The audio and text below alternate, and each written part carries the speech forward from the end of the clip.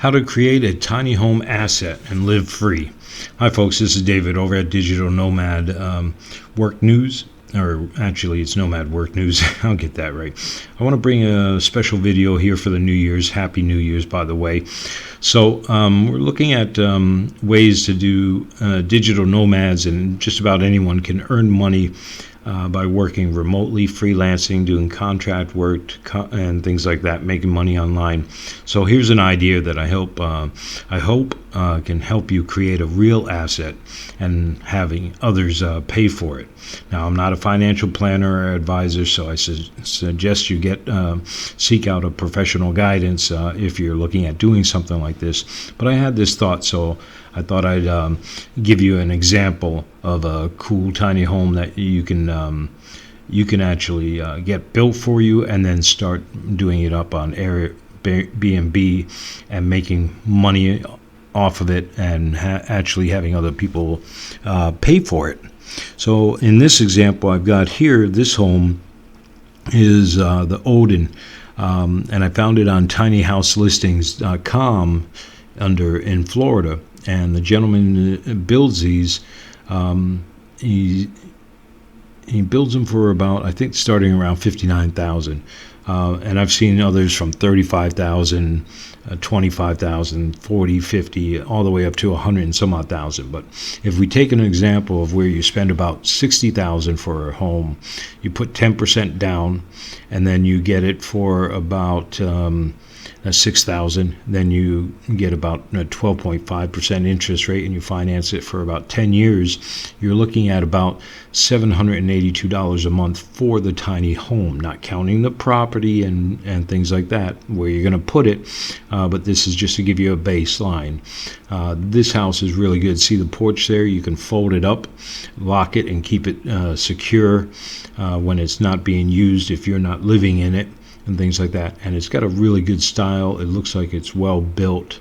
Not familiar with these people, but I saw this, so I thought this would be a good example. You can put exterior lightings on there that have motion sensors in there. You can decorate it really nice on an inexpensive side if you use places like IKEA and things like that, so that you can make the design part of it stand out. And people who are visiting a tourist area like here in Orlando, they love things like this. Instead of staying in the cookie cutter hotels and spending even more money, this can be a cheaper alternative for them, especially if they're coming with a family. So if you set it up right and you have it sleep anywhere from 4 to 8 people, then you can maximize your nightly rental based off of course, what the average is going for in your area. And you need to do your research, of course.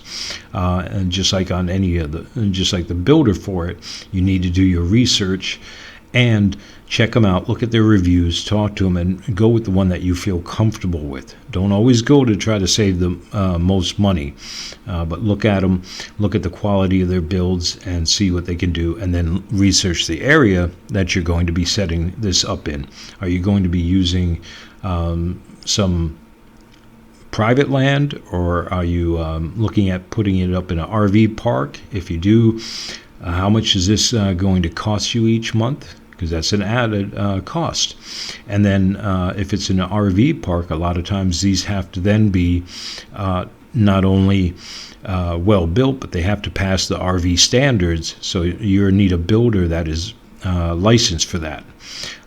Now, when you look at this, and you can look at your busy season or the high seasons, look at the average per night stays for the amount of people that you can accommodate in your tiny home.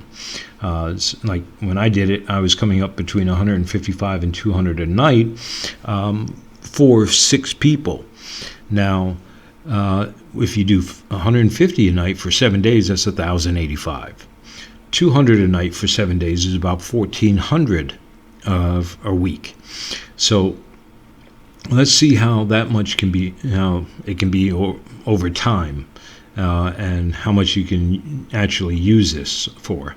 So if you plan it right and travel for 1 to 3 months out of the year and still live in this, you can actually make about $4,000 net income a month after you pay your fees and everything else. You have to look at that as well. Remember that.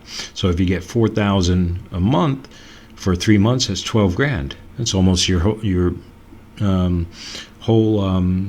cost of living in that tiny home for a year, or you can pay it off really quick. So if you look at this here, as long as you're for regulation compliances and things like that, if you live in each one for each month, but if you set up 4 of these and you only rent out 3 weeks out of a month, you're looking at 3 times 4 is $12,000 a month as a potential income. So first off, you want to pay these things off as quick as possible, and then looking at these simple numbers, once these are paid off, having a $12,000 a month income, you can basically do and travel wherever you want. Now, I found this one set of tiny homes at around $53,900 starting there, and they include all these things. So you basically get a turnkey place set up for you for this amount of much money, and they do about 10% down, etc., like I had mentioned. Now, these prices can give you an idea of where to start and what to compare other builders' prices with as part of your whole planning stage. A lot of times these prices can change, and it doesn't include your taxes and transportation of the tiny house and things, and you can make changes to the floor plan, etc. So I hope you have enjoyed this video. Please like and subscribe. Thanks for your support.